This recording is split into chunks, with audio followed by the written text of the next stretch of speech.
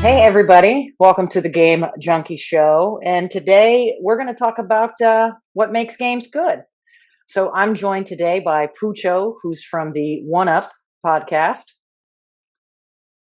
How you guys doing today? Chilling, man, chilling. We got Logiq here, who's from the EG2K network. Howdy, howdy. And we got Gurnico, everybody's favorite game junkie. Hey, guys. So yeah, there's so many things I think of when I think of what makes games good, because that's really subjective.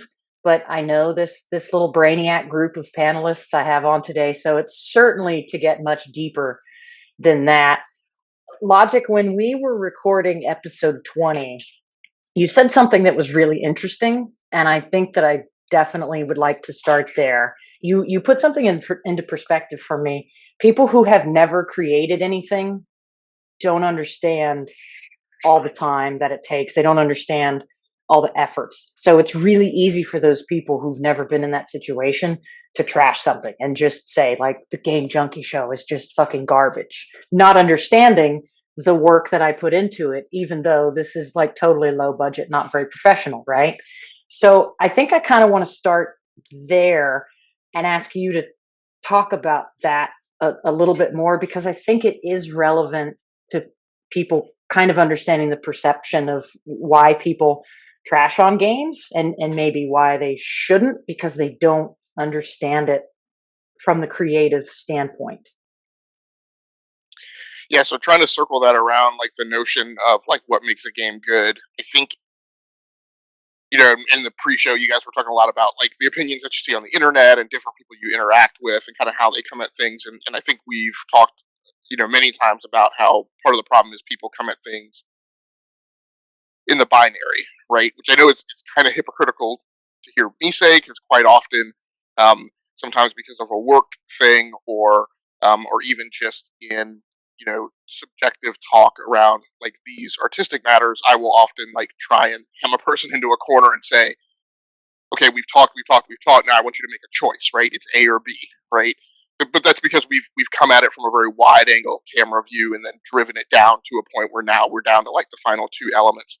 Um, but I think part of the problem is people coming at it from that binary perspective, and the other part of it is I think people are so quick on the internet today to be dismissive, right? And this is one of the dynamics I hate on Twitter, which is, somebody comes into a thread and asks a question, and it's this immediate attempt to dismiss it, right? I have some phrases that are probably my favorite ones, but are one of my favorite ones is the person who says like, "This is not an issue," or "These are not issues," right? And I'm like, well, who put you in charge, right? And made you the person to adjudicate what was an issue or not, right? And one of these contexts was around, say, VR, in the way that I felt like it closes you off from sensory perception. And this person was like, wearing headphones is not an issue. I'm like, that's probably because you live in a house by yourself and you're not concerned about whether or not you can hear things, or you're not responsible for somebody's protection. You have certain dynamics and elements that aren't in your windshield that are in mine, and so that makes it different in how I view them and how I perceive them. Gee, I wasn't ready to unmute there. Pucho, do you kind of have anything that you want to add on that? Because I know you're another fellow developer and engineer, and you kind of think on those binary lines a bit. Yeah, I mean, I totally agree with the idea that there's a lot of dismissiveness when people bring up issues and things like that. Really, it's just like, you just gotta keep an open mind, and I don't know. I'm drawing a blank right now, but like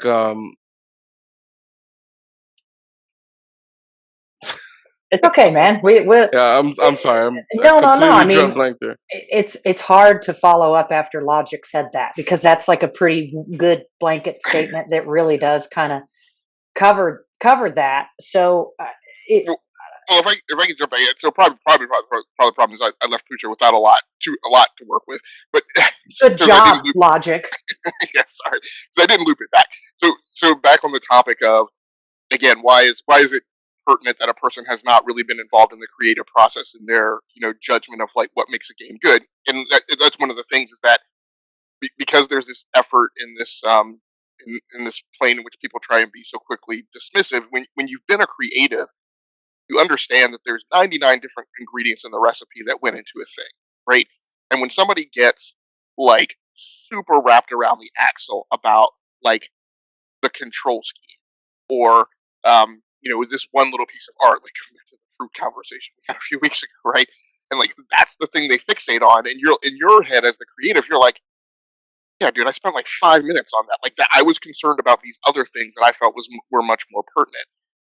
And the other thing is, and this is a thing that I have a problem dealing with people with too. And we may get into this. Since the PlayStation Showcase was just a couple days ago, we may get into some of the games that we saw and like the Wolverine thing and things like that, and comic talking about comic book movies and stuff. But like that community, right? That domain, right, of interest is so very vectored in this direction of asserting ownership over those properties, like and having been like a movie reviewer and other things, like being in this conversation where somebody goes, character X would never do that. I'm like, your image of what character X would do, like, would never do that, but like this is a different creative team, they're taking a different vector, right? And so my point is that when people are dismissive because they haven't been in the creative process, they don't understand that the thing that they're being dismissive of may not have been the focus of the creative, right? The creative may have been vectoring in the other direction. The Apex Legends discussion is one that I love looping back to because there's this whole clump of people who like yell and shout at the top of their lungs about Apex being broken or having a problem because it doesn't have a solos mode. And I'm like, if you ever listen to the architectural discussions and the creative discussions of the pitch around Apex Legends, there was a very, very, very, very deliberate creative intent to force that to be a game of cooperation and to not allow, by design, to cordon the players. I sometimes hate this cordoning, right? But to cordon the players down this direction of where you can't operate alone. They put the ping system in. They deliberately don't allow you to queue as a solo because they want it to be a team-based game. And so the people who are yelling and screaming for a solo mode, I'm like, that's like you need to understand that is in direct opposition to what the original creators in the intent and the conceptualizers of that creative property had in their architectural intent and design. So really, it sounds like a lot of things are at play here. And Pucho, if you decide that you come up with something you want to jump in on, yeah. So I had two thoughts in my head, and then they got all jumbled around.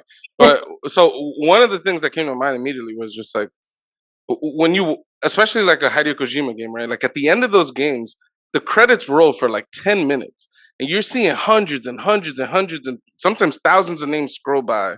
And you know these games are in development for 3 years, 4 years sometimes. It's like it's insane to me that like you have to understand that 4 years of work by all these people, there's so much like life put into this work that it's insane to like nitpick on, oh, I can't shoot this fruit, oh, this game sucks. It's like it's a very dismissive like attitude, and like Logiq was saying, you got to be open mind to, you have to have an open mind to like the objectives of what people were setting out to accomplish, right? Like in a game like Death Stranding, for example, there's a lot of walking. That's a big focus in that game. It's just walking for long distances and connecting the world, right?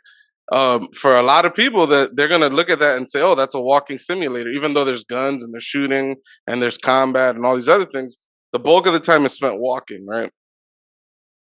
If you and you look at those credits, there's a ton of people that worked on this game and they put so much effort into it, and it's like it's so shitty to look at that and go, "Oh, there's not the cutscenes aren't long enough. I don't like it," or just like, oh yeah, you can't shoot fruit or any like just minute details that sometimes are not important at all and don't add anything to the objective that the creators were setting out to accomplish. Which And then makes the sense. other thing I was saying, and Logiq touched on it as well with the comic book thing, is because Crystal's background, right? It's the Matrix, right? I was thinking about that, right? Because like I remember the first Matrix game that I got to play, right, was the PS2, is like the Matrix Reloaded game, right? Yep. I was a huge fan of the first Matrix. I remember when that game came out. I don't know if the movie was out yet or if I hadn't watched it yet. But I remember being so disappointed in that it wasn't the story and the characters that I was expecting in a game, right? And that's another thing that could impact like that impacted how I felt about that game. Even though that game was totally fine, cool combat, really cool graphics, all those things. But to me, that impacted how much I enjoyed that game. Was just it didn't meet my expectations. And in Logiq's example, I was that comic book guy who was trying to take ownership over this property, right, at that time.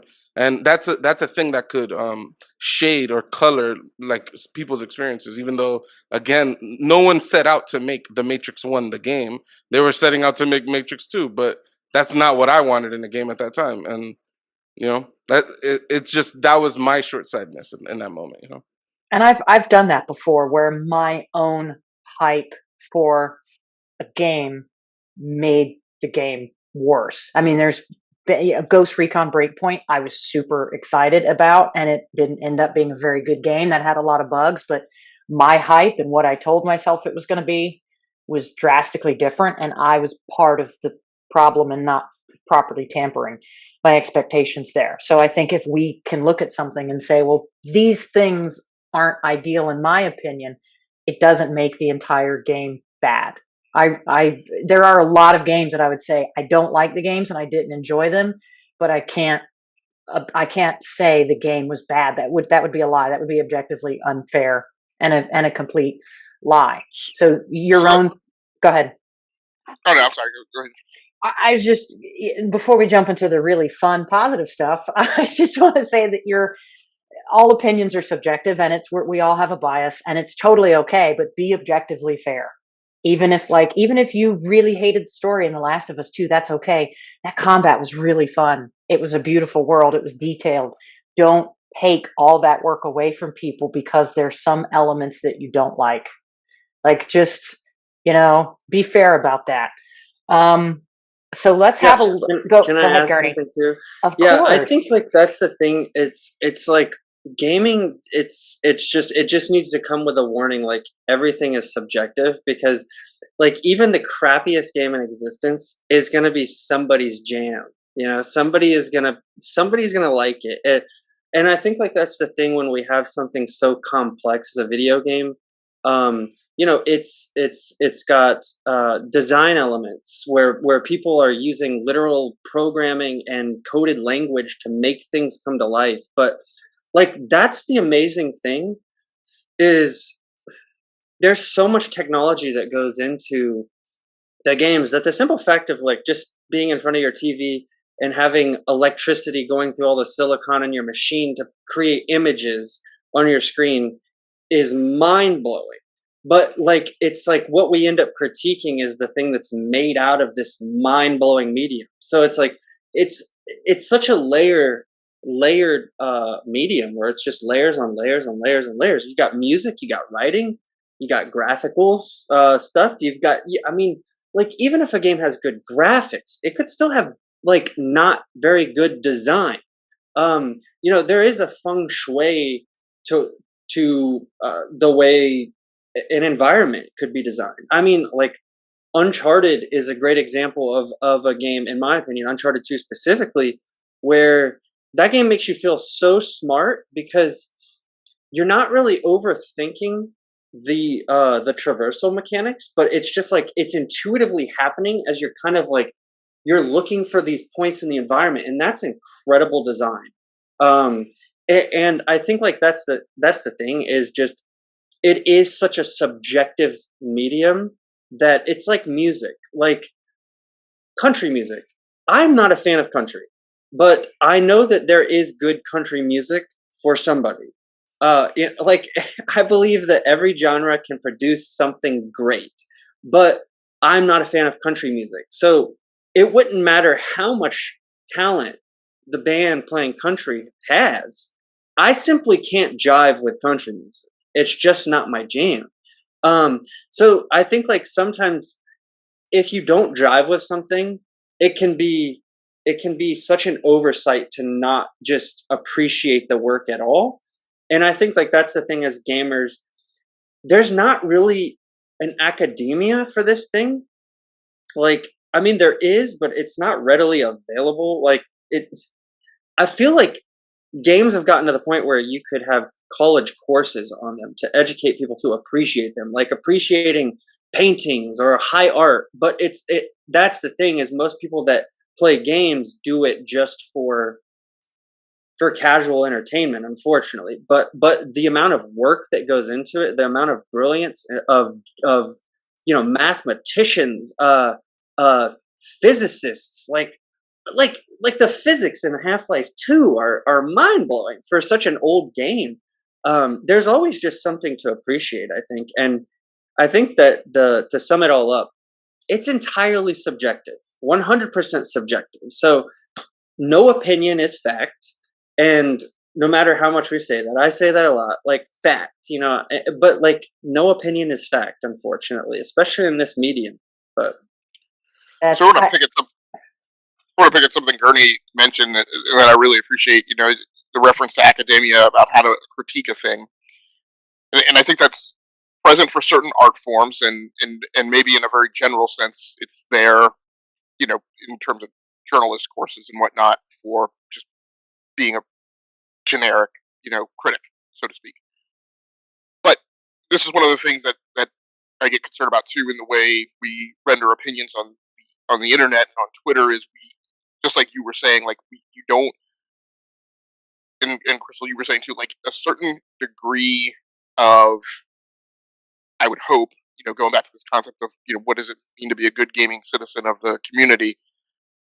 Like I feel like it's incumbent upon people who are going to critique games to give credence to, as all of you guys have mentioned, the level of effort that went into that creative aspect. And a lot of times, creative difficulty, although I harp on things like level of effort and, in other worlds like single lines of code or slok, but like the total volume and complexity of a game. But even then, like that's not the only truism. Like I know for like a lot of the things I work on at work, sometimes I have a pretty short assignment that really isn't that big in volume. But man, getting over that creative hump of like, and how do I write this so it's doesn't sound like the 1200th thing of the same ilk that the person who's going to read this reads, right? That's what I have to spend time on.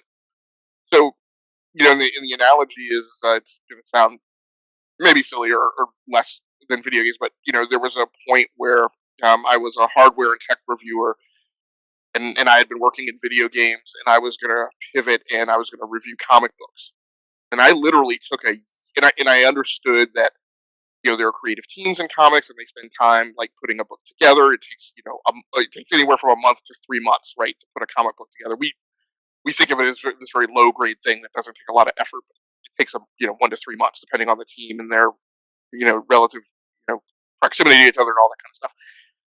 So I said, look, before I go down this path of reviewing comics, I need to take some time to introspect and think about, like, how do I write a review about a thing that consumed that much time out of a person's life?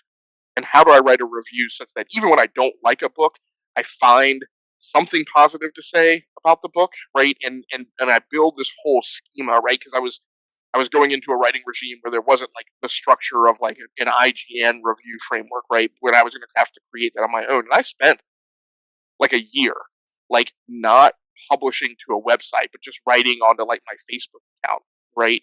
And creating this whole framework and metrics and regime and standardization so that when I went live, I felt like any given review, regardless of how positively or negatively I looked at the book, would at least honor the creative process and effort that had gone into it. And that's what a lot of people don't do, right? They make these backhanded, like hand wavy statements about this game is trash, this game is good, this game is bad, and this one aspect of the game is horrible, and that's the only thing that they mention in the tweet, right? The control scheme for this thing is horrible. I'm like, okay, what about the other like 23 like variable elements that went into like that define what the game is like in toto? So just an interesting approach and and thought process about it. One of the things I wanted to ask you guys, and I just throw it out as a group, is how do you know that a game is good before a game is released? That's a Well, great that's question. that's a separate question. I do have to say on the musical front, and this ties into what Gurni and Logiq were just saying. You don't have to say something if it's just a giant shit post. It's not necessary. Okay. I loved rap back in the day. Okay. Tupac slapped. Nobody has slapped like Tupac slapped. Biggie, Bone Thugs. That was my jam. Okay. Listen to a lot of Little Kim growing up. Some Trina. That's the baddest bitch. Still love her. Loved Eminem, D12, some of that Jay-Z underground shit. slaps Okay. still. Jay-Z still got it. All right. New rap, new hip hop, it doesn't, most new music of any genre doesn't really do it for me. It's just not for me anymore. So why would I bother to just say this new music is shit? It's not shit. I just don't like it as much. So It's you could, true. if you can put that into perspective, like, do you have to take a shit on something, or can you open up a more positive discussion to say, well, I mean, I think sometimes you have to take a shit on some things, like racism, for instance, right? You okay, gotta kind of that take a shit you on better racism, take a shit on that. but I'm just like, going to be but clear of that. but that's the other thing too. Is I think sometimes with games, music, and anything art form, I think what's missing a lot of the time is context. Like so many of the music genres or artists that a lot of people gravitate to, not everybody, but it's like it's your time growing up in school, right? Like you're in academia, you're in a culture. So when all your friends are listening to something that's not very good could become extremely important to you. And it's like somebody from the outside has no context for what you're listening to, so they don't understand all the complex emotions, all the stuff that goes into it. Like for me, it was Straight Outta Compton, that movie about NWA. And watching that really gave a lot of context for me to see rap in a totally different way, because it was like protest music of like, like the cops were, policing black neighborhoods and they were fucking tired of it. And that was their way of protesting. And so it clicked for me, and I love NWA for that now. But it took context for me to appreciate that art form, that in your face, look, we don't give a crap, F the police kind of, attitude. And it's like, from an outsider, as a white guy, I'm like, F the police. But like, my neighborhood wasn't being policed by, that shit wasn't happening to me. So it was like, when I understood that, it clicked for me. And I think it's the same thing with games, with movies. There's a culture, and especially kids like in high school, if all your friends are playing Fortnite, obviously Fortnite is so much more relevant to you and your life. But as an outsider, as a father who doesn't have much time to play video games, and I don't have very many friends to play video games with, honestly, that I connect with, that want to play the same games that I want to play with, that context is lost. So Fortnite isn't good to me, but that doesn't mean that Fortnite isn't a good game for somebody, So I think context and culture has a lot to do with appreciation. Yeah, and that context and culture is important, which is why we have diversity and representation in games, people. And I that's agree. yeah, I actually love Finn. Finn from Miles Morales will go down as one of my favorite characters, I think, in the history of gaming, before we jump on to this next question, because of how much her character represented for me politically. Like, I could just gush about what Insomniac did with her character for days and days and days, and how wonderful I thought they delivered so many messages in that title. I love it. I could rave about it. Logiq. I really like your question, and I do want to talk about it. How do we know when a game is going to be good before it comes out? Pucho, let's start with you. How do you know a game's going to be good before it comes out? I mean, it's gonna sound really stupid, but I just feel it. I don't know how else to describe that. Like something about like the trailer, the music that's chosen, what they show off, even the confidence of like the timing that they decide to show things off, what they decide to show, things of that nature. All that stuff, like I don't know. I remember one of my most hyped moments of was not that long ago of a game being released was I think it was Sony's conference at E3 when they showed off like the Final Fantasy VII remake. I remember that trailer starting off. They didn't. There was no context that this was coming. There was no hints, and something about the way they just sort of like cold dropped that. Just like I remember, and I'm super nostalgic for Final Fantasy VII. So for me, I knew that I was gonna love that game, and to build off of kind of what Gurney was talking about, right, is context, right? To me, that trailer and what they were showing meant a lot to me. So I knew that I was gonna enjoy that game, but it meant a lot to me because the context was Final Fantasy VII is one of the first RPGs that I've ever played, right? And I love the genre, but I'm super nostalgic for that game, right, and for that series in general. But so when you add that context to what a trailer like that could mean to a lot of people like myself who grew up with that game being important, it's like, all right, the context there is that a lot of people are gonna like this regardless of how good or how bad it really might end up being. Like I'm gonna be critical of things at, even whether if I don't like something, I'm gonna be critical about it. But at the end of the day, we can't control our emotions or even how we react to things, right? Nostalgia is going to shade our experiences regardless of how much we want to be conscious of its existence, right? And so just having those experiences, having that context that I loved the original game, I'm gonna love the remake and or just enjoy it more than I would have otherwise. Like more like most recently as well, just a couple days ago, they showed off. Oh, they're making a Knights of the Old Republic remake, right? I love the first game. I love the original game. I'm certain. I'm so excited to see what they're gonna do with it. I'm certain I'm gonna enjoy the game. They have to do the worst things imaginable to get me to say that game is gonna suck. Like I know I'm gonna like it. I know it's gonna be good, and I can't really put my finger on why I think it's gonna be good, other than like Gurney was alluding to is the context. Like You just feel it. I like when you said you feel it. It was kind of like soulful. Like I wanted like Boys to Men to start playing in the background a little bit to get some of that. Gurney, what about you? How do you know a game's going to be good before it comes out? I think it boils down to a lot of things. One, I think a lot of times developer just trust in a developer if they have a pedigree of constantly putting out good work. I think that's typically a pretty high mark that the game is going to be good. But you do have instances like Cyberpunk, where CD Projekt Red kind of lost a lot of good faith. But I still enjoyed Cyberpunk. Like I got out of Cyberpunk what I was actually expecting to get out of Cyberpunk because I kept my expectations in check. But I think it comes to developer pedigree for one, if I can trust the developer. And again, I think it's just material. If you resonate with the material, like you see characters, you music, like if Ubisoft announced Splinter Cell tomorrow, I'm not a huge Ubisoft fan, but you better be damn sure that I'm going to play Splinter Cell. I don't care if they turn it into a free to play game.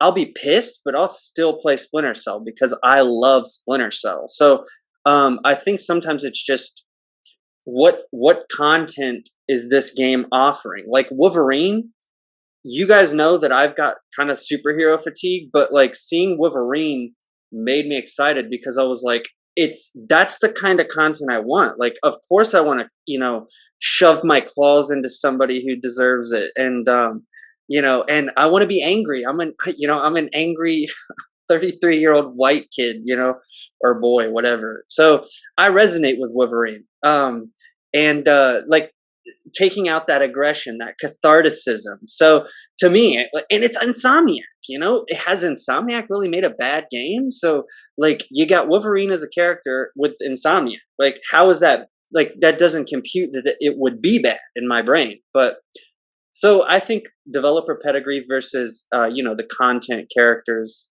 stuff like that. Logic, what about you? How do you know a game is going to be good before it comes out? I I don't, and it's been really interesting listening. So I kind of I don't know. It wasn't necessarily a trap, but I was kind of interested to hear other people's take on it because and again because I know the PlayStation showcase was a couple days ago, and we have years and years of history of kind of seeing how people react to different presentations and shows, and one of the things is, and I acknowledge that I'm probably in a slightly different end of the spectrum than other people are, but like I don't really get excited. It's very, very, very rare that I get excited about a game before it comes out. I get excited about a game when the game's released and I start hearing positive uptake on it from the community and other people have played it. It maybe it's a matter of like how long I've been around, how many times I've seen these things. I accept like that the most gilded gem, right, of a property handled by the most lovingly caretaking of developers can still come out as a problem, right? And so I just don't. There's got to be a grain of evidentiary proof that a thing is good before I really get on that train of like this is a good game. Like, and so that's always post release. I never. I mean, it's always very dangerous to say never, especially as an engineer, but like it's almost never that I ever like accept that a game is going to be a guaranteed success. Like Gurni said, there's certain properties and certain developers and certain things, and I hate to say it, but it's like when a lot of people talk about how they're so disappointed that there isn't anything original and everything's a sequel, and I don't play. I mean, I just don't play remakes and remasters. I just don't. Um, but I will say, like when I'm positive about a game and where I get to that point where I'm like, yeah, That's a day one purchase for me, and I'm on it. Is quite honestly when I feel like a game is headed in the direction that is almost the same as the last thing that they put out that I know that I enjoyed, right? So I was going to be on Destiny 2. Like there was no question about it. I thoroughly enjoyed Destiny. I had full faith in Bungie. They were creating a thing that I could tell was not like ridiculously outside the bounds of what they had done the first time. It was more a matter of perfective maintenance than like creating something new. And I was like, yep, enjoyed the last time. Like I'm on board with that. So a lot of the conversation around like, and we see so much of this on Twitter again.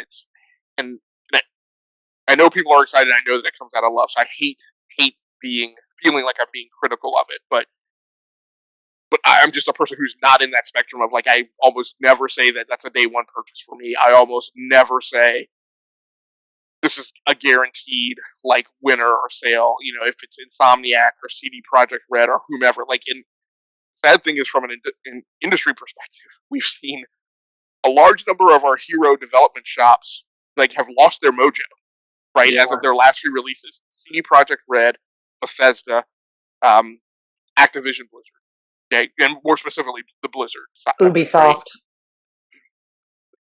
Right? Yeah, he likes Ubisoft. Well, I landed in a different place because if I have a criticism of Ubisoft they're a third person action adventure open world shop, like a big ginormous shop. I mean, they're one of the largest publishers on the planet, but like that, and they do a lot. They do other stuff. They do some racing games. They do some other stuff here and there. But like their bread and butter and what I give them credit for, what they have perfected, is that third person action adventure open world thing.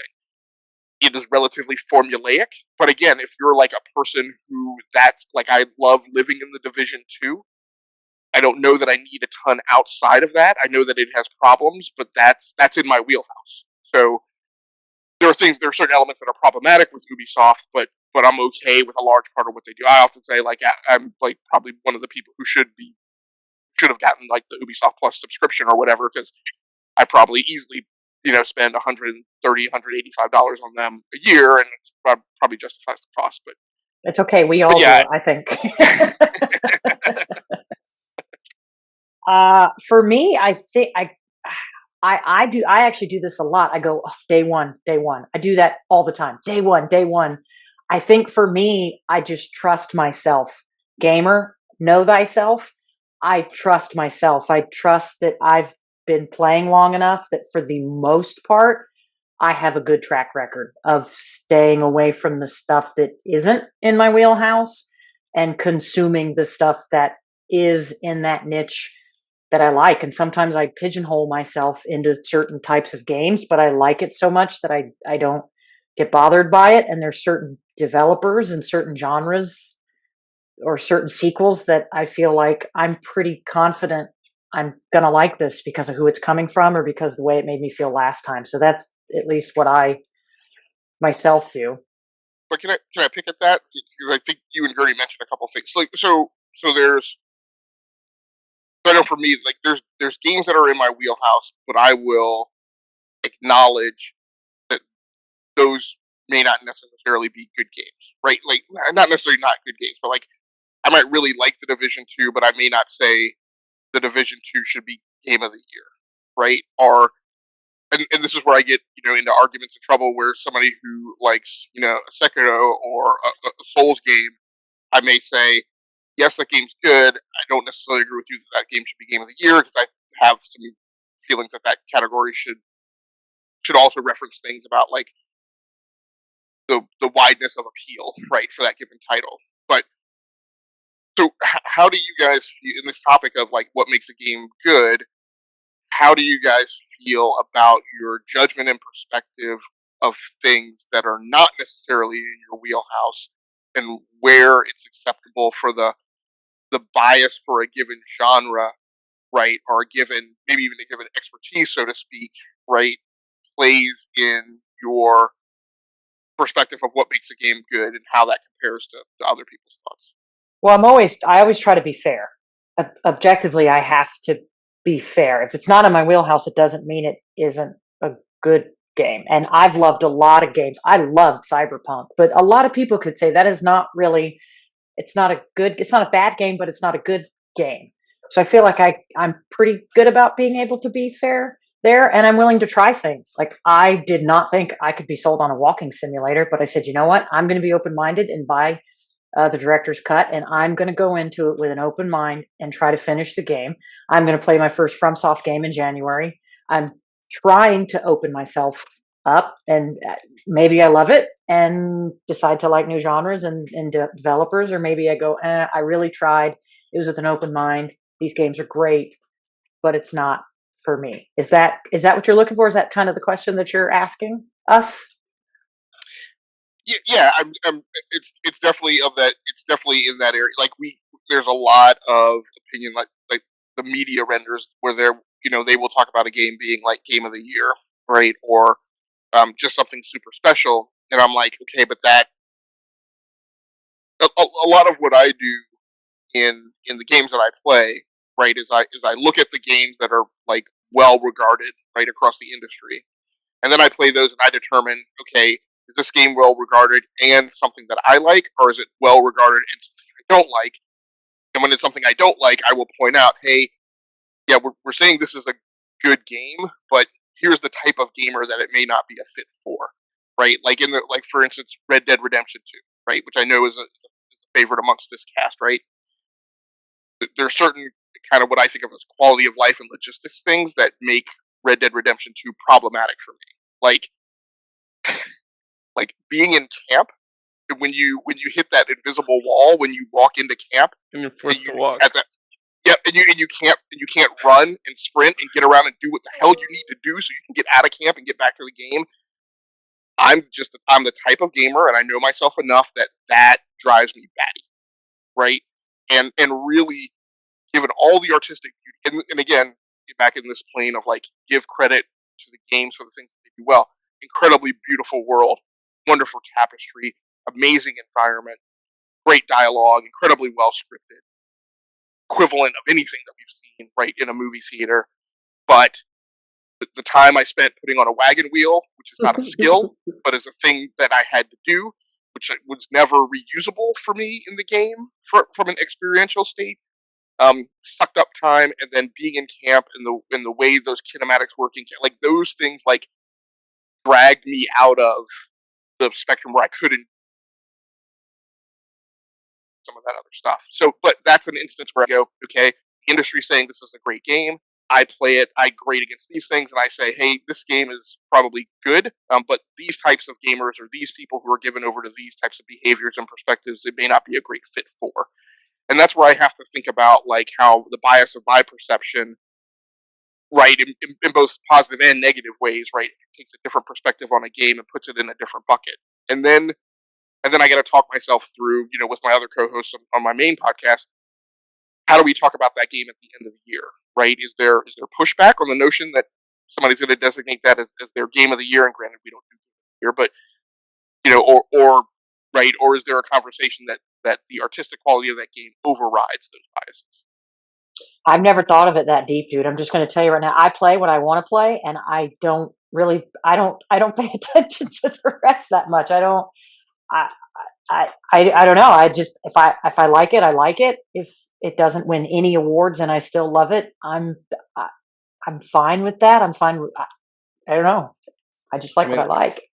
I think Gurni and you being Logiq, I think you guys both you kind of answered your own question there. So like earlier you mentioned trying to find the positive in things that you might not appreciate yourself, like a game that I don't like, try to find the positives in those things, right?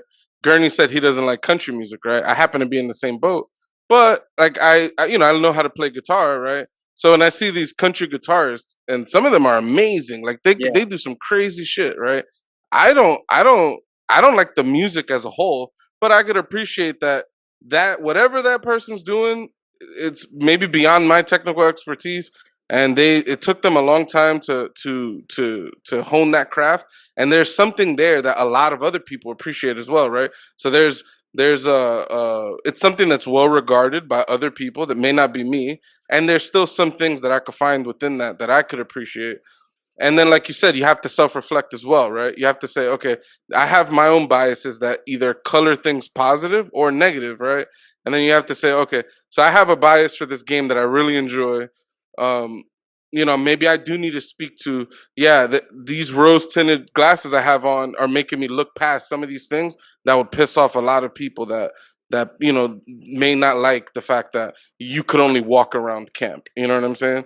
Where that triggered me so bad. Like I hated hitting that invisible wall in Red Dead and just being forced to walk.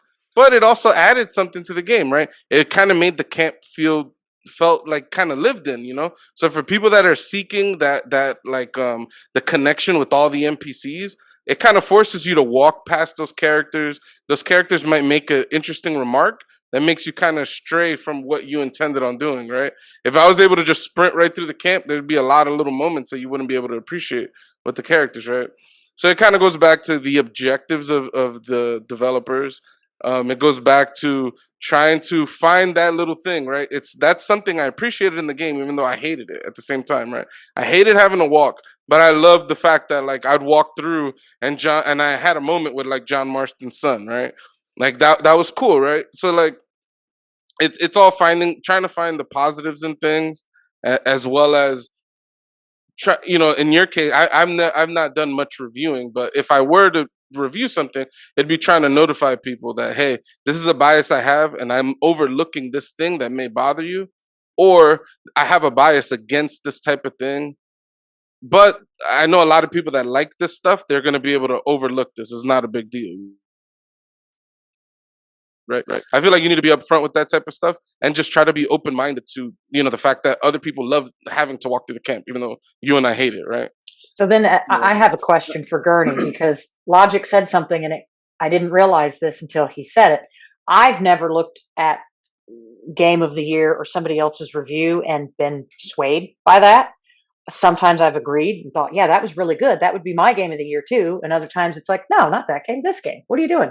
So do you think that is an influential factor for a lot of people? Do you think a lot of people do use the metrics of what these big journalist companies and these big influencers say to impact whether or not they think a game is good? Oh yeah, absolutely. But I think like that's the thing. It's well, first and foremost, I think addressing the camp thing in Red Dead Redemption 2, it's like that game to me, it's all about slowing down. Like life is so fast and it's so busy. So it's like that game, I would not recommend that to anybody who is playing that game specifically for instant gratification. Like that game is all about stopping and smelling the flowers. So and that's the thing. So like, but I completely understand why that would annoy somebody who just wants to go out and shoot and loot. But it's you gotta stop and smell the roses, my man. But I think like with the whole game of the year thing, it's so interesting because it's like comparing, like, how do you compare Mozart to Britney Spears? It's like completely different schools of thought, completely different technical prowess. And that's literally what it is with the gaming industry, because there is no boundary like to the stories that you can tell in gaming.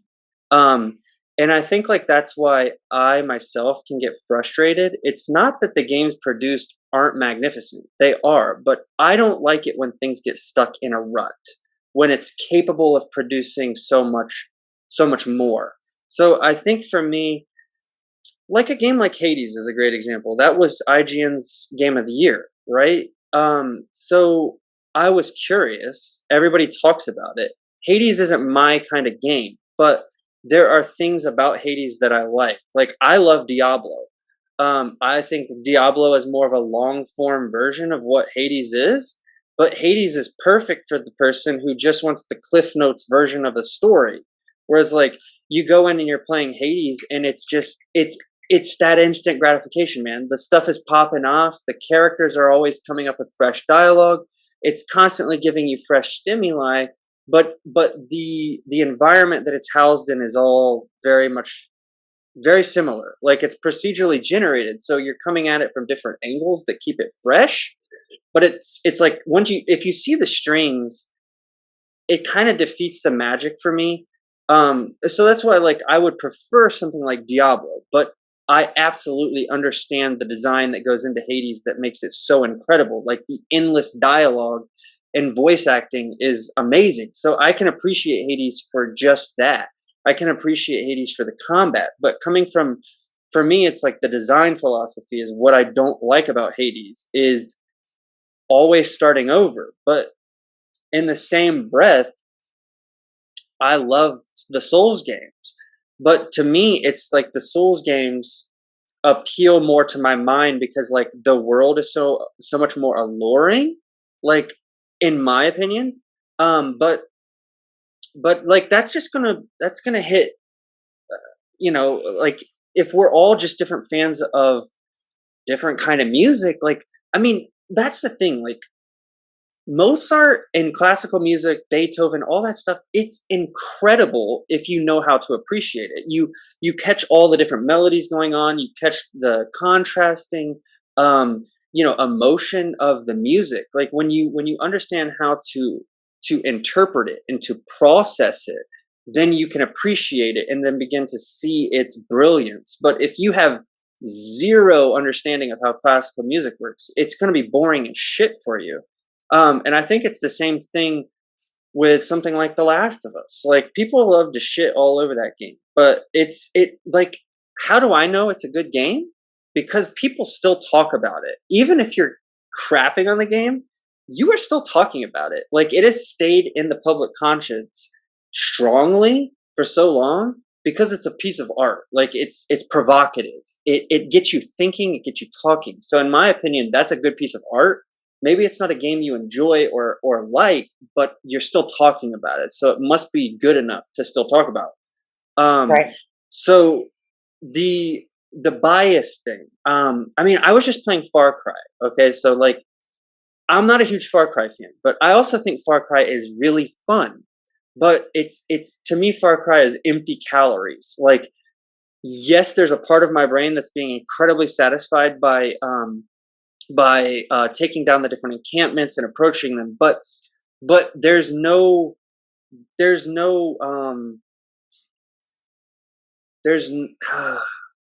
it's not impacting my soul. It's not there's a balance between art and fun. Like fun with a purpose.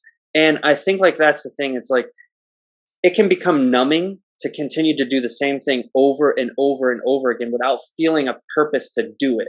So to me, Far Cry is empty calories, but I appreciate why people like it. It's a fun game, and you can't say that it's not fun. It just might not be your cup of tea, but it's also not an Oscar-worthy film. Kind of like, like you go and you watch a Fast and the Furious movie, right? And it's like you can appreciate the stunts and the camera work or the cars. Like, so there are things in every game that I can appreciate. Like the little indie games, like I can appreciate the art style and the personality that goes into them, but it might not be what I'm looking for. So when somebody puts their game of the year up, I'm curious. I want to know why it's their game of the year. And that's the thing, like it might not be my cup of tea, but I still have to check it out, and I have to know why. And I think again it comes back to context. I think there are certain movies and certain games and certain books where you kind of have to have a preface or kind of a baseline education of going into it. Like you have to understand the context for what's going on. So like if you watch a period piece without understanding the context of the times, it could be boring. But then when you understand, maybe if you educate yourself on a specific time period and then you see all the subtle details that the directors and the writers put in there, it begins to pop. Like you see things that you didn't see before. And I think that when a game of the year is named game of the year, it's for something like that. Like there might be something that I have to appreciate. And I didn't appreciate roguelites until I played Returnal. It was Returnal that basically gave me that education of what a roguelite was. And then I slowly started to understand it, and that elevated my appreciation for Hades. And I think like sometimes it's just, there's just things that are never going to be for me. And that's even hard to say because like I did sit down and play Far Cry, and that's I don't like Ubisoft very much. I don't like their practices, and they have fallen into a rut in my opinion. But they've fallen into a rut of refinement.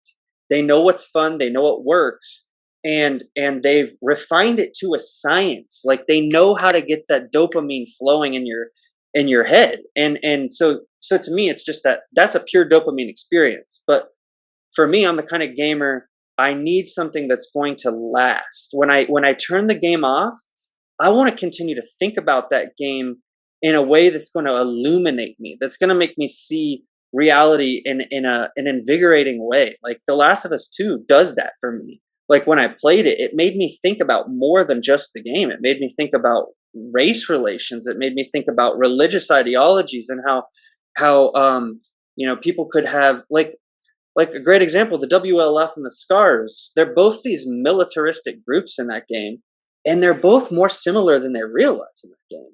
And it's like when you look at people groups in our own society, like you see the tribalism at play. And I think The Last of Us 2 for me, it really like helped me to see that even more, and it fleshes it out because you're actually going into these different camps and you're picking up notes and you're reading about these personal stories and you're watching this evolution play out, of these relations. So, I'm a gamer. Of course I shit on certain games, but I still appreciate, I appreciate any game.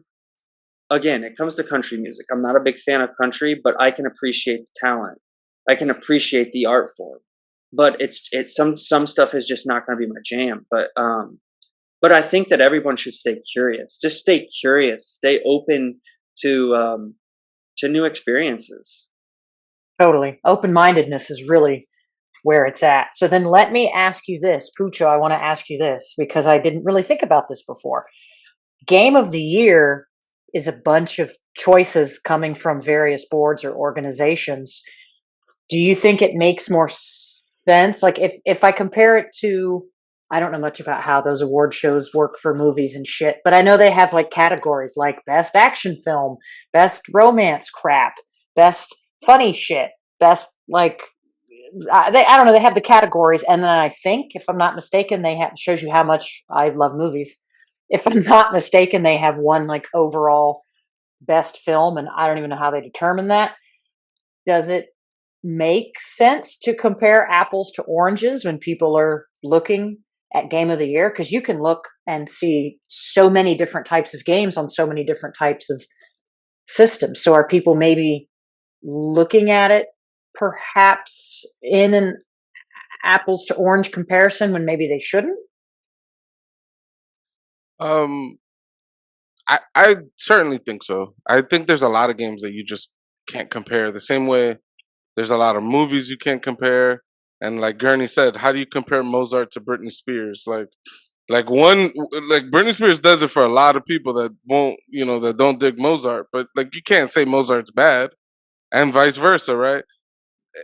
It's so hard. I remember when the year Hades came out, it was in contention for game of the year, right? I'm a huge fan of Supergiant, right? I play all the games. I love the developer, right? I'm also a huge fan of roguelikes, but I was like, there's no way this game's gonna win because like it just doesn't appeal. It doesn't have mass appeal, like Logic said earlier, right? Like that's something that has to appeal to a lot of people to win an award of that nature, right? But is it fair that it has to have mass appeal? It's just one of those things. There's just certain. To me, it was an apples to oranges type of comparison. Like I loved Hades. I didn't think it wasn't my game of the year as much as I love Supergiant, right? But it was certainly better than a lot of the games that were there, in my opinion. But in other people's opinion, the empty calories Far Cry type of game, like Gurney put it, right? That would be more their cup of tea, right? And I'm guilty of playing those types of games, and I actually have the same feeling that Gurney has. I play. I'm a completionist, right? I'll go through and I want to look at a map and I want to tick off every single thing that's on the map, get to 100%. Like that's fun to me, but I don't really care for the story in most of those games. A lot of times I just skip them because after the first couple hours, the story's not doing it for me. I just skip through it, right? For me, that's never going to be the game of the year, even though I might spend, 50, 60, 70 hours playing that game, right? Um, how do you compare that to a game like The Last of Us that you play through it? And I played The Last of Us too. I loved the first game. I have some mixed feelings about the second game, not because it's not a good game, but it dealt with a lot of negativity, right? I didn't have very good feelings as I was playing through The Last of Us 2. It was a game of like a lot of hate, like everything. It felt so angry, and I didn't feel very good playing it, even though I enjoyed the developer. I actually really enjoyed the story they were trying to tell and all of that. But the whole time I was playing through it, I was like like, it's weird to say I'm not enjoying this, right? Like I'm not having fun. Like it hurting me a little bit playing through this. Like I kind of hate Ellie now, and I kind of don't at the same time. And it's like there's a lot of emotions there that does that make for a better experience? Like how do I compare that to the Far Cry game that I maybe spent way more hours in? Is it I don't know. These types of awards, they appeal to a certain type of person, and I say a certain type of person. It's really the majority of people, right? We're like us criticizing this. It's like we're in the minority here, right? Like it appeals to most people, right? That's why it exists. It doesn't appeal to me. When they announce game of the year, I don't care at all. I don't care who wins. I don't care who's in contention. I mean, there's a part of me that's like, that game does not deserve to be blah blah blah. Like I'll shit talk a game, but in reality, it's like I really don't care that much. And but it does it for people, right? Like people like that their game wins, or the game that's on the console that they appreciate win. Those types of things, all the tribalism, all that stuff, that matters to certain people. For me, it's just comparing a bunch of apples to oranges to grapes like it's just a whole bunch of games that don't even deserve to be in the same conversation of who's like what's better than what. Like I'm I don't not know. gonna lie, I was excited when The Last of Us 2 won because I was like, oh my god, I finally really like something popular. Like I never like the popular stuff. I'm like, film of the year, what is that? Game of the year? Like I never like the stuff that I guess does really well. So it's like, oh my god, I finally like something that did really well. I felt like I won the lottery with that one. Logiq, let me ask you this then. So, because really, we just keep proving the point. I think that it's all so subjective, right? And that we have to keep going at things with an open mind. So, is it fair to say, because we talked about the creation has an objective base, and maybe the idea of that game isn't for you. People play games for different reasons, right? Gurni is a constant knowledge seeker. Like, he wants 99.99% of his brain capacity to be like challenged, and he wants to constantly think. And me, I mean, there are some days I deal with assholes in 5 languages, and it's egocentric meetings all day long, and I'm like, shut my brain off and give me the dumbest, numbest stuff you can. And we're all in different moods. So do you think each time you approach a game, and whatever mood you're in, right? Calories, if you look at it as calories, what you feel like eating that night affects how you feel at that time about what it is that you're playing? Yeah, unquestionably, on a night to night basis, absolutely. And then after you string all those nights together, you have to, at least for me, you have to make kind of an evaluation of like what your total experience has been. But yeah, absolutely, there's nights. I was supposed to play Dual Universe one night this weekend, but I'm in onboarding. That's an incredibly cerebral game from just in terms of the number of subsystems that you have to become familiar with and master. And I was like, I've been working out this week. I'm super tired at my normal gaming time at night. I'm not up for Dual Universe tonight, right? So that drives me in a certain direction of like World of Tanks or something that I'm more familiar with, right? For that particular night of gaming. But I want to come. So yes, absolutely. And then trends of those behavioral perspectives, establish things that are kind of in our wheelhouse and things that we find most easily digestible. Um, shouldn't necessarily, you would you would hope for true connoisseurs and students of the art that those don't create rock hard barriers, right? Like I don't feel like I should not play Red Dead Redemption 2 or The Last of Us 2 or things like that. That just because they're not in my wheelhouse and they're not the thing that I would want to be stranded on a desert island with. Um, I should be willing to expose myself to those things and experience those things and gain the thought and introspection out of those things. I want to come back a little bit, maybe to I guess a little bit of the concept that Gurney mentioned about empty calories and things that stick with you and things that drive you to think. There's a thing there to be picked at. I don't fully have my head wrapped around it, but it's a matter of what mentioned, kind of what people are looking to extract out of a game. Partially because what I do and what I've done, I'm a strategist, right? And so I was thinking about this earlier today, right? One of the things in some of the things you and Gurney and I have talked about is this appreciation and this price tag, this sticker that we put on story and narrative. And one of the things that I'm very big about, as I was commenting on Twitter about the other day, is games that I find appealing are games that are often, very sandbox oriented. Not all the way out on the spectrum to where a Grand Theft Auto is, because there are elements of that sandbox I don't appreciate or like. But Far Cry 5, The Division 2, Destiny 2, a lot of those are kind of sandbox environments, right? They let me go out and do a thing. They give me a pretty wide range of choice about what I want to do, right? The love of The Division 2 for me is that, on any given night, I can string together the set of activities that I want to participate in. I can vary and change those from night to night to night to night so that no night is really the same in terms of how it unfolds and how I experience it. Some of that story, some of that skill based, some of that is, I was talking to some of my co-hosts earlier this week, and like one of the things that I love is I just love, look, just give me an infinite amount of equipment and let me assemble those loadouts however I want to, so that how I approach a mission I can change the flavor of that each time, right? And I can change whether or not I approach a mission as a tank or as a DPS or with stealth and subterfuge.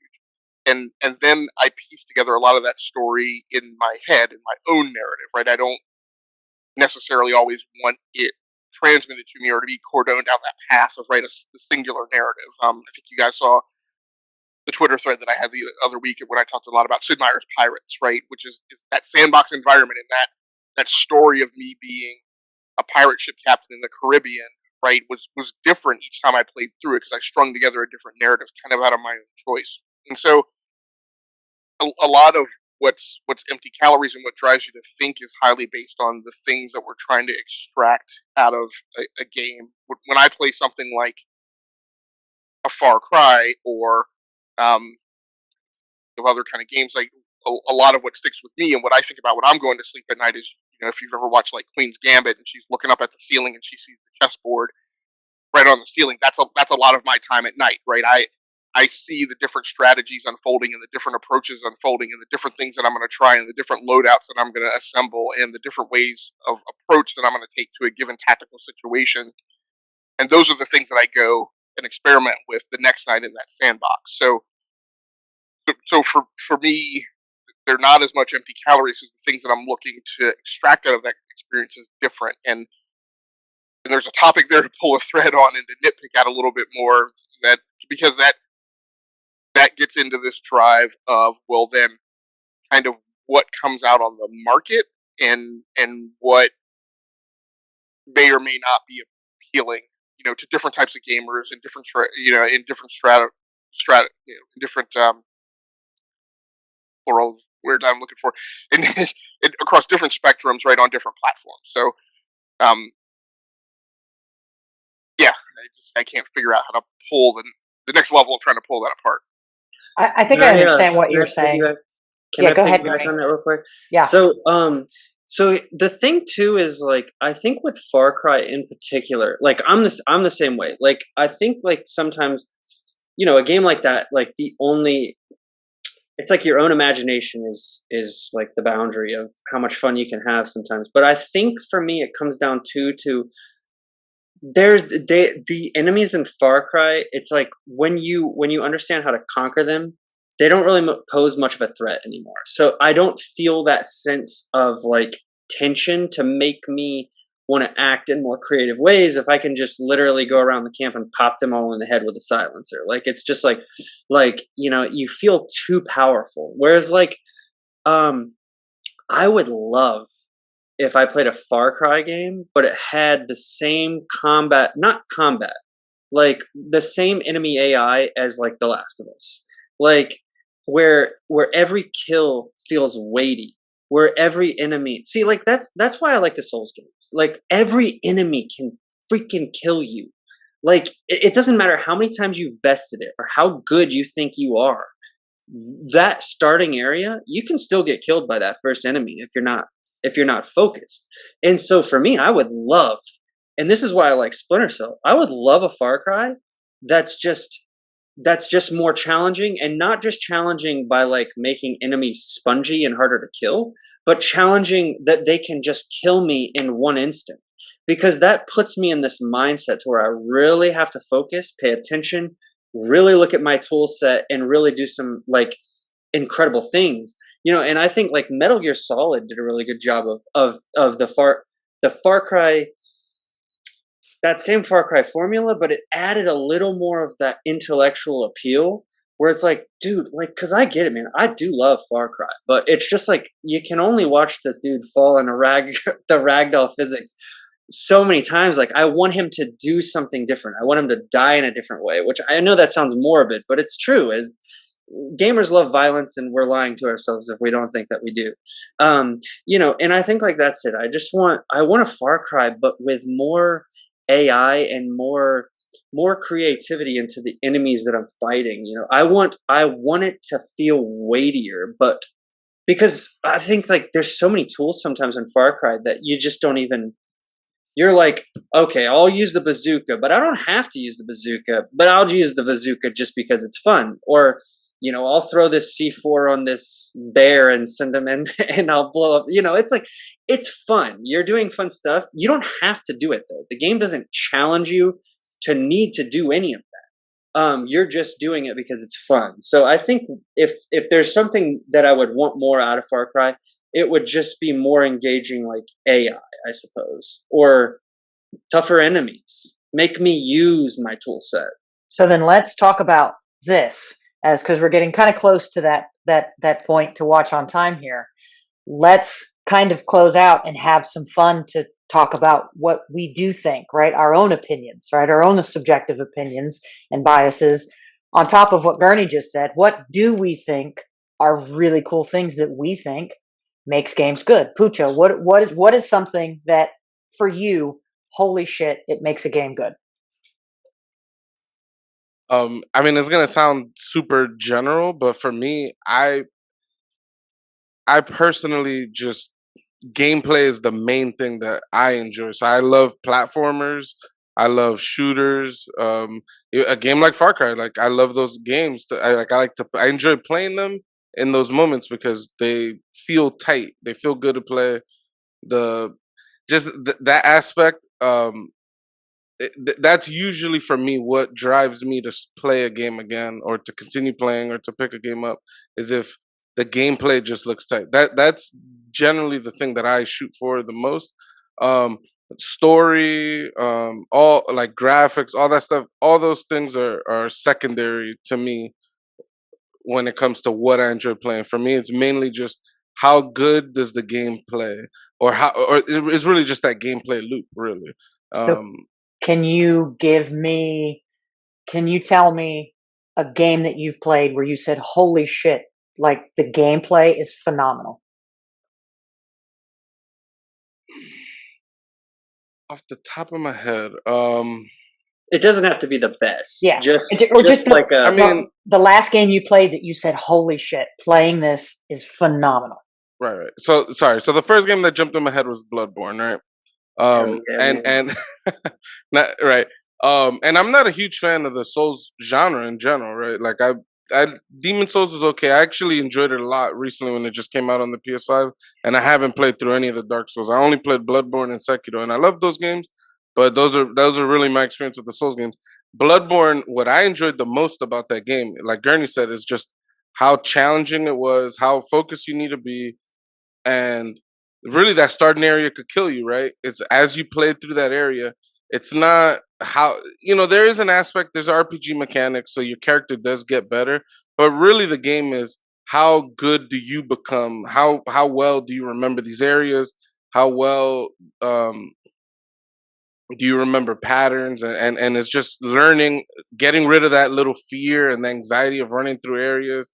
um all those things to me, you know, there's an interesting gameplay loop there with Bloodborne because every time you jump into a new area, you feel those same jitters, those same butterflies you felt when you first started the game. Um, and for me, that makes that game very interesting. Is that no matter how good you get, how far you get, every time you jump into a new area, it feels like you're starting the game all over again, and that is fun for me. Awesome. Logic, what about you? What is the top thing for you that just makes a game so damn good? It's probably having a progression system and then making that progression system relevant, right, via gameplay. So for me, the games that I find appealing are the games that you can kind of have a build. And so something like a Destiny 2 appeals to me, or games that are kind of a big kind of garage collection approach that again you employ in gameplay. So something that's why I find something like a World of Warships or World of Tanks or a lot of driving games that give you that like whole panoply of different cars, right, that you can drive and race. I find that appealing. Um, but by the same token, that progression system has to be relevant in gameplay, and I'll go back and I'll add, Fire Emblem Three Houses too, right? Just in terms of like you build your army, you pick who your generals are going to be, decide what vector you're going to point them in from a training perspective. That allows you to deploy out to the battlefield with a given specific build, and that gives you that yields different strategic and tactical approaches to each problem set, right? That you're given, and then you can, and it depends, and then it depends on who you take, right? Because you don't necessarily take all of them or deploy them in the same manner, um, and then that can change throughout the course of the game. But like I said, that progression system also has to be relevant. Like one of the things that was a turnoff to me in Doom Eternal was that you spend all this time right? Trying to get to something like the double jump, right? To make a simplified example, right? And maybe I didn't play the game right, or maybe there's something that I missed. I will blame that on the game's design, not on me personally. But then you have the double jump all the time, and it's not. There are different forms of jump mechanic that you gain in the game, but then it seems like once you get the double jump, that's the only thing you can do, and that's not the most practically tactical applicability of the jump mechanic for each instance of the board. And then the biggest turnoff in the game is you spend all that time trying to get to the BFG, which has historically in the Doom series been like the one thing to get. And then you have enemies that the BFG is not useful against, right? And I'm like, why the hell did I spend all this time trying to get this golden chalice of a weapon? So it's got to, the things I like the most are the loadout, the progression system, and then making sure that progression system is relevant in the gameplay throughout. Awesome. Gurni, what about you? What is the number one thing for you that just makes a game, holy shit, this is good? I think it's, for me, it's feeling like my actions in the game matter. Like for instance, Red Dead, I could always use Red Dead as an example, but everything that I do in that game, you were talking about feeling bad when you were playing The Last of Us 2. And that's something I like. Like, I like to sometimes feel negative emotions because it's a challenge to even process those things and to process them in a way that makes you think about your own life. Like, in an example in Red Dead, even walking into somebody's house that I'm not supposed to be in that game, and I start rummaging through their stuff, like, I feel bad about it, but I need the money. Like, I'm a cowboy on the run. And so when I walk into the house and I take their shit, and then I walk out and I see the dude with his dog in his backyard, and he's like yelling at me to like get out of his house, and then he pulls out a gun and he starts shooting at me, I physically feel bad for killing that guy. But I also feel really good because the game made me feel something. And so, like, when a game can make me feel like my actions have weight to them, being a Witcher in The Witcher 3, right? You take a monster contract, and like one of the first contracts in that game, you're banishing one of the demons or the specters that's hanging out by the well, and the people can't go and fetch the water from the well, and his little girl is sick. And so the dad hires you to go and kill this lady, but then you find this tragic story about how this girl was murdered and thrown down the well, and her body is still in the well, and that's why the specter haunts that area. So it's like, there's so much detail to why I'm killing that specter. I'm not just going back there and just killing the specter. I'm thinking about why I'm killing the specter. So I think it comes down to feeling like my actions matter. And like, I'm playing through Metal Gear Solid right now. And that's another game. Like, you really feel like your actions matter because these terrorists are about to nuke Washington, D.C., and they're going to change the world forever. So it's like, it's imperative that you take down these terrorists, and then you start playing it. And then each of these terrorists that you're taking down, you slowly discover their backstories, and you find out they're human. So it's like, there's complex motivations for why they're doing what they're doing. And so I think, for me, it just boils down to feeling like my actions have weight to them, whether that feels good, whether that feels bad. I want to feel something when I play a game. I'm very close to you. I would say I'm a story whore, but I think everybody that knows me pretty much knows that my biggest thing, regardless of the genre, regardless if it's linear or open world, is the narrative journey through the gameplay. So it's how games are a very special medium to me. TV shows, books, movies, you can have a story in all of those, but you can take that story and make it so entirely different through a video game, because even if it's linear, I still have to push that button. I still have to do that action. So like The Last of Us 2 fucked me up. I was not well. I was not okay. But what that journey did to me, like making me do things I didn't want to do, was great because it stuck with me. I like RPG games that have kind of those consequences that really make me think about, like, I could never deny Judy. I mean, we know that. I would probably cry in real life. But like, I enjoy the way that games can make me think about what I'm about to do. Like, Yeah. if I have to be mean to somebody in a game, sometimes I might feel really guilty, or sometimes I might be like, fuck these people, I'm killing all of them. And I don't know why I feel that way. It's just something in the game makes me feel a way.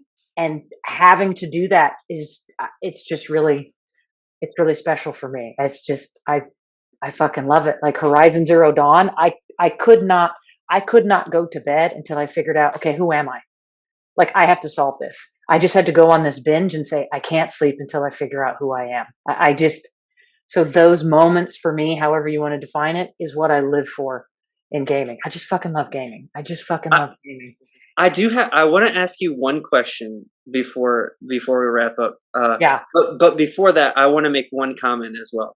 I think games are also a very safe space to process complex things. You know, like it's you know, like Logiq can go around and he can kill people, and it's like, that's safe. You know, those aren't real people, so there's no real world consequences to your actions, but yet you get to try on certain feelings that in real life, like if you kill someone, you're going to prison, like you fucked up your entire life, and then you're really going to have to grapple what it was like killing somebody for the rest of your life. But like, you know, like it's, I like grappling with complex emotions in a safe space. But my question to you is, why do you like Judy Alvarez so much? Just tell me why you like her so much. She's just so likable. Is it because she's hot? You think she's hot? She has a special kind of intelligence that's very rare. She does. I think that there's a fine line between confidence and arrogance. Okay. And she's very confident, but she's not arrogant, which I think is very attractive. And she has her level of, like, if you go around and you pick up all the little pieces of lore and you really look at what's plaguing V, and you, in my opinion, you put all the things together and you're like, Judy can actually solve this. Like, I feel very strongly that she has this level of intelligence that she could solve that. Intelligence is extremely, like, I'm very, very attracted to into, I mean, I know she's not real. I don't mean like really attracted. You know what I mean? Like in game V, I'm attracted. Like, you're attracted to their characteristics. Well, yeah, but like when I'm playing a game, like if I can romance people in games, I'm all over that shit. Like, I don't care, robot, I'll romance it. Like, dude, I don't care. Like, I will like sleep with everybody in a game. But her character stands out because I feel like it's a very thought out, very fleshed out character. She's extremely smart. She's confident. She's physically very attractive, but like she's a little bit of a smart ass. She had kind of a lot of arc with like her former relationship with Mako. So I feel like the growth of her character is very realistic. I just like to talk about the character because I feel like all the shit, they get shit on so much. I do like to point out some of the things I thought they did really well. And I thought so many of those characters were done. I slept with Carrie. I smashed with River. Dude, I smashed it with River. I mean, I slept with, of course, I slept with Pan Am and the Basilisk. I played as a dude just to sleep with Pan Am. So I just think they did a great job on the characters, and people like to shit on the game. But like every one of those characters is, but it's become like a running joke, me and Judy. So I always have to joke about it and make memes about it. But that's a narrative part of something I love, is feeling like I'm so attached to an NPC that I might be sad if I got them killed, or like I might be like I try to put myself in the game as best I can. So it's like, oh my God, I got like, I loved some of the people from the Outer Worlds too. When I sided with the board, I'm like, but I really liked Felix. Like, this hurts me to do this. This hurts me to be a corporate swine because I lost my Felix, and I liked them. There were consequences to your actions. I like consequence. I do. I like it. I like that sort of thing. And I love the fact that in like Grand Theft Auto, I can blow so much money as Franklin in the Vanilla Unicorn and like drive around and pick up hookers and then like go rob a truck and get more money and do it all over again. And that's just fun. It's just fun. It's just fun. I love it. So one of the things I wanted to ask you guys, as Pucho was talking and Gurni was talking, like one of the reasons I love The Walking Dead, right, as a property, especially on the television show, is that the experiences that they project to you, it forces you to consider what you would do in those situations, and I had totally different perspectives on that game, on that property, from introspection about what choices I would make when I was younger versus when I was older. Like becoming a parent and watching The Walking Dead is an incredibly sobering experience. Mm-hmm.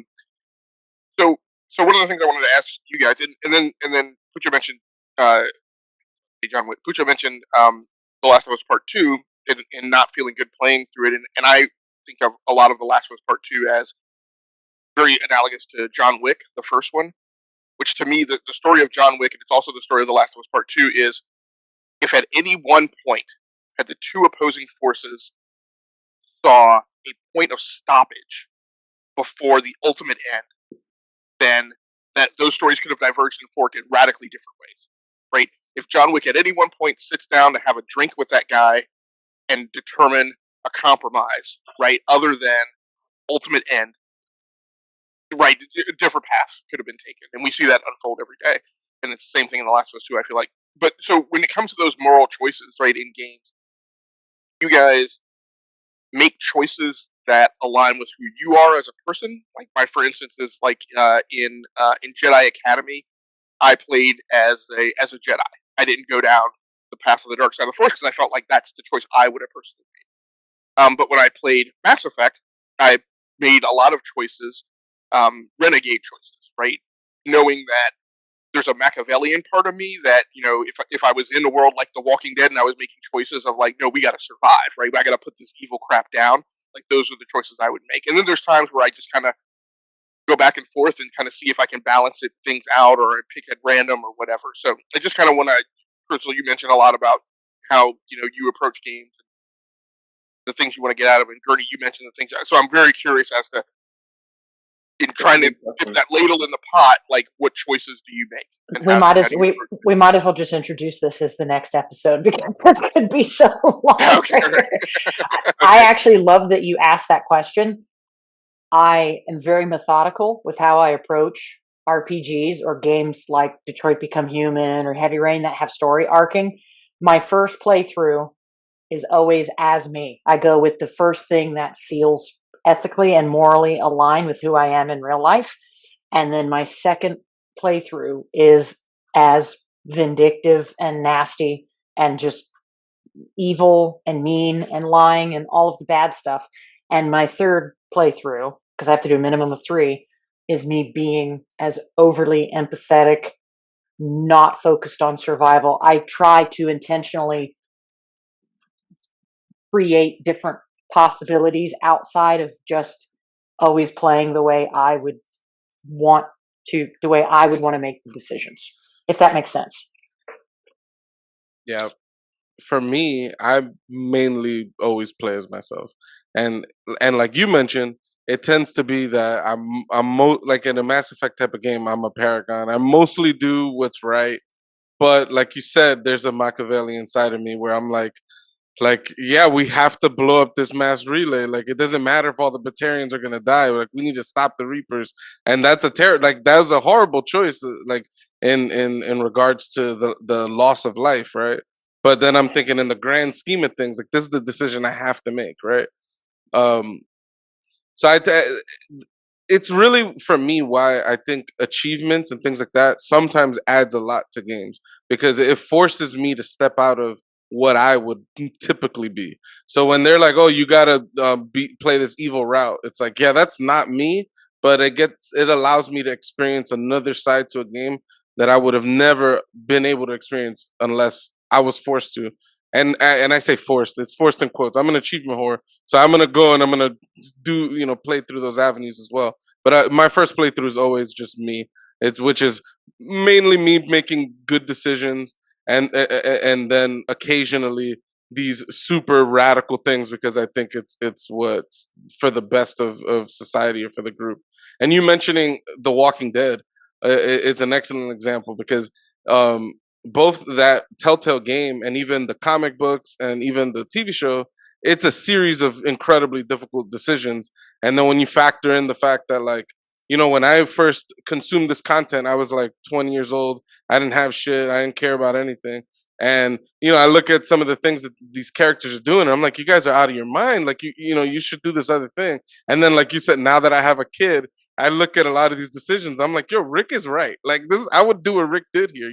It's. I mean, it really speaks to how good both the content is and how creative being forced to like make those types of decisions really are because at any moment at any stage in a person's life or any set of experiences you might have experienced when once you get to that point where you need to make that decision, it really colors like the type of decision and how you feel about what you're doing. I feel like a lot of video game writing mimics real life.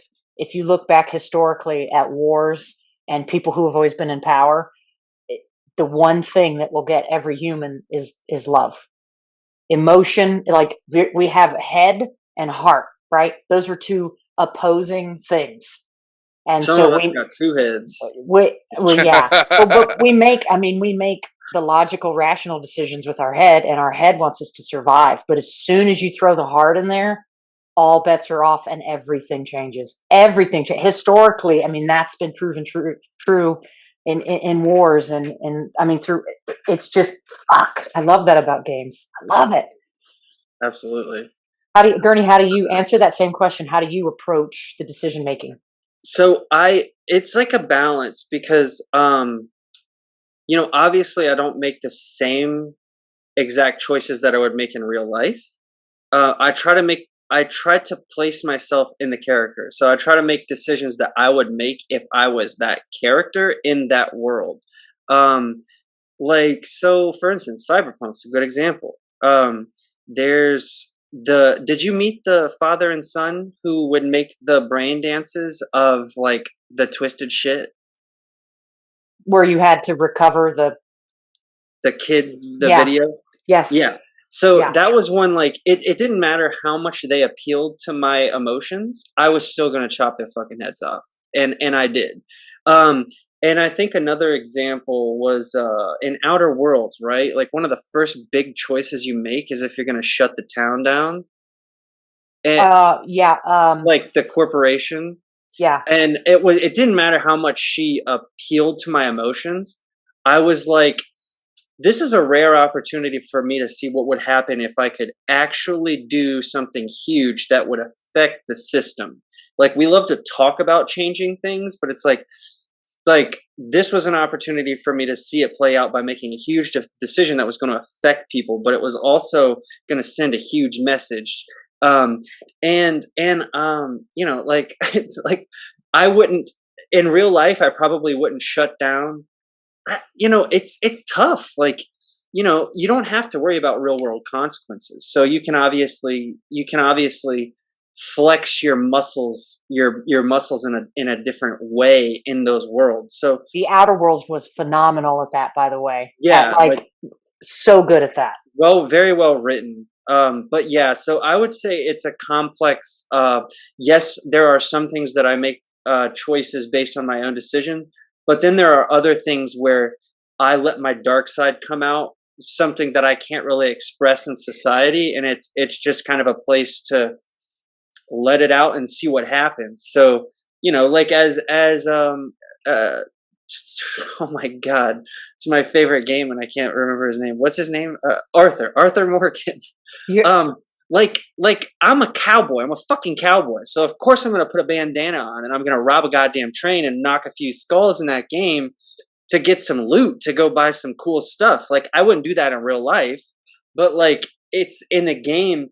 It feels like a sin not to rob a train or to rob a convenience store because like I'm an outlaw. So I want to play the character, but also it makes coming to terms with Arthur's morality more meaningful at the end, because like you kind of feel this good guy, all these bad decisions that you did, they start to weigh on you and affect you, and you think about it. So I almost feel like that it does the game a disservice if you don't exercise a little bit of your dark side, if you don't play as the bad guy just a little bit, like an ambiguous character, you know? So I'm kind of all over the place with how I make decisions in games, but there are certain things that I can't do.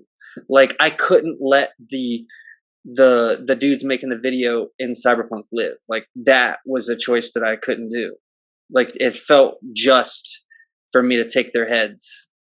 That's what's so cool about games, though, is we get to blow off steam or exercise some kind of frustration we know we can't do in real life. Like, Yeah. I mean, if you're super pissed at a certain situation or you've had a really stressful day, you can go on a rampage and like be completely destructive in a video game, and that might help you release those. I actually love that about, I have a lot of things I love and both very much dislike about Red Dead Redemption 2, but Arthur's morality scale, like I do not have it in me to be all bad. Arthur is one of the few characters I cannot play a game and just always be bad, and I cannot answer as to why. I really can't.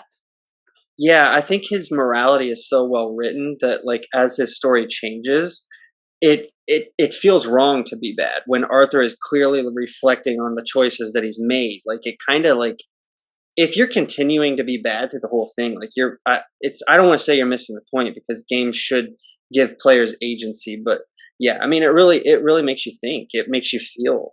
So then I want to ask this question to, has anybody here not played Ghost of Tsushima? We've all played it? Yeah, I killed him. Who goes through that whole game only doing your little stances and being a good little samurai and not using your ghost weapon? Be honest. At the end of the game, we all have a damn hurricane going on 24/7 because we've been using the shit out of the ghost weapons and stabbing bitches from behind and totally being a bad samurai. Did we all play that way? Well, I played the game primarily. Like to me, it was like the whole point of the game was him confronting tradition, and if it was worth putting his tradition away in order for his culture to survive, for his community to survive. So I thought that was a pretty complex way of asking yourself. Sometimes it's like, is my religion worth the persecution of people? I just want to know if there's anybody out there that like defied that and really did the whole game as like a good little samurai. Like, does that? I attempted to do that mainly because it's my style. I'm not a huge. I mean, it sounds crazy. Metal Gear Solid is my favorite series of all time. It's a lot of sneaking around. Sneaking around is not my favorite type of gameplay. Like I like quick gameplay, so I want to walk right into the village, start the combat, and kill everybody within a few moments, and move on to the next spot. Right. But what I thought Ghost of Tsushima did very, very well is you could pull that off for a period of time. But as you get to the later stages of the game, you really experience what the main character himself experienced, which is I can't just walk in, I can't waltz into these places and do this. I am forced to employ those ghost weapons. So I feel like the game, I mean, I also play the game on the hardest difficulty. I feel like it adds a lot to the game. So I felt like I was forced to sneak around and kill people because otherwise I couldn't beat the game, and it felt like it was a good parallel to what the main character of the game was actually experiencing. I thought that was very cool. I'm not actually sure how intentional that is, but it felt for me very intentional while I played it, and that left a big impression on me in terms of like how you said the narrative and the gameplay meshing into one. I experienced that a lot playing through Ghost of Tsushima. I felt the same way. I felt like I was supposed to end up using the ghost weapons and saying they're never going to fight me fair. So I, like Logiq said, I had to do what I had to do. I then had to make a choice. Well, I have to survive. So in order to, I have to go in this direction. Well, I think that's that's one of the lanes that game deliberately pushes you down from a narrative perspective. Coming from the background of where I've read some of that history of ancient Japan and kind of have a sense, historically accurate or not, about like what what societal forces there were, and like that game puts you in this situation and forces you to make the choice of, hey, being a samurai and approaching things this way is the honorable way, but right now it's me against the entirety of the Mongol Empire, Yeah. right? And to me, the more, I mean, it causes you to question and think about how you process through that, right? To me, my thought process was, and I didn't complete the game. I just played, a chunk of time out of it. But as I went through those cutscenes of like the background and like you with your uncle and how he was raising you, I said, yeah, Unc, I get it, but we weren't prepared for the apocalypse. We weren't prepared for the dead rising from the grave. We weren't prepared for COVID-19, quite frankly, right? This is forcing me to make choices. And the more honorable choice in this case is to sacrifice any notion of my own honor, right, for the good of the nation, right, Yeah. and access this other tactical pathway that has historically been considered not honorable. And then there are analogs as you process through that to, quite frankly, Downton Abbey, for anybody who watched that and watched how society kind of changed at the tilt of World War One, kind of the different vectors that different people in the society took. And then same thing with some of the other games that we've talked about, forcing you down those paths of having to access different choices at the sacrifice of your own morality and framework. Part of the story of Arthur Morgan too that I wanted to pick at was in some of what you mentioned, Crystal, about the choices you make and not able to play as a bad guy. The thing about the story of Arthur Morgan to me is, what choices do you make? We all know what choices we make today, right? Because we have large governmental systems, huge law enforcement. United States has like 20-something different law enforcement agencies who don't work well together, but that's a different topic. But we have this huge tapestry of institutions that were put in place entirely for the purpose of protecting the rights of others who would otherwise be trampled upon. Arthur Morgan doesn't have those systems, so he has to make choices within what to me is a different morality framework, a different ethical framework, and it's hard to simulate that in today's society because that's not what today's society is. So Red Dead Redemption 2, right, to give it some kudos in case people feel I was crapping on it before, right, puts you in that framework and that tapestry and may give you purview to exercise other, mental muscles because you're being forced to make decisions within a different framework and a different environment than you're accustomed to growing up in. Yeah. Man, that's good. We would probably keep going if we didn't cut this off. We're about to hit like 2 hours and we would probably go another 4 more. So we might have to do a second part to this or like come back and do one on stories or something like that. Jesus, what an awesome show. Do you guys want to say anything else before we wrap up and close out? Is there anything that we forgot to talk about or anything that we didn't mention real quick? I think the last thing I'll say is I think you hit on it when you mentioned earlier, and I think it ties this whole thing together and maybe what the whole crux of it is when you talk about head and heart and how people approach games. And I think what we see out on the internet and on Twitter is how people express that depending on which of those two sources they're speaking from. And I think where this ties out and anchors down to is that I, as a gamer, don't know that I want to spend a lot of time speaking to people who are only speaking from their head as a source, right? People who aren't emotionally accessing what I often talk about as your relationship with games, which then fans out into lots of different other aspects like your relationships with developers, your relationships with publishers, your relationships with the industry. People who don't understand and don't have their heart tied around the notion of their relationship with games, I don't know that there's a lot of productive conversation to have. 100%. Anything else that you guys want to add? Gurni, Pucho, anything you want to toss in there? I did want to say just that to me, Logiq actually gave the answer like an hour and a half ago, which is what makes a game good is really ultimately what you're looking to extract out of the experience. At the end of the day, it doesn't matter what the developer intended out of a game. It doesn't matter, even though like content, all that stuff, it may add to experiences and all that. But at the end of the day, all that matters is when an individual goes to play a game, what they're choosing to extract out of the experience and what those choices, the the fulfillment that extraction, I guess, does for them ultimately. Like, there's a ton of games that we used to play back in the day. Like Gurni said, like they're games that are no good at all in objective sense, right? But it's like if what we're extracting is like we're playing a silly mini game and that wasn't intended at all in this game, and that's fun for like a friend group, like that, all that stuff, right? That's an experience that we're trying to extract out of a game, and that wasn't the developer's intent or anything like that. And it's like at the end of the day, that's a game now that people might love for reasons that no one intended or anything like that.